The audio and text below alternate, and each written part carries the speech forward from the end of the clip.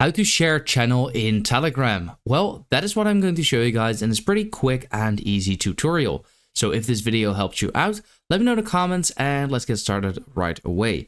So it can be basically any channel. So it can be yours or it can be someone else's, but you just gotta know if the channel is, for example, completely private, because if the channel is completely private, then only the owner of the channel can have a specific link and then share it. So if you also have that specific link, then you can share it. But for a channel that is usually public, then you can actually click on the channel itself. And it doesn't really matter if it's your own channel or someone else's. But here you can see share link already. So it's https://t.me/ and then the others.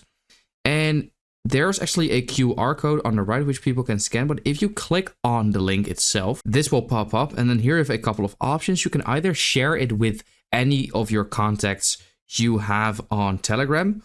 You can also copy the link right over there, and you can also click on the share button in the top right corner. Then this will bring you over to the regular share options on iPhone at least. I don't know how it will exactly look on Android, but here you can also copy it or share it with basically any platform over here. So yeah, that is how to share a channel in Telegram. I hope this video helped you out. Let me know in the comments if it did, and then I'll see you next time.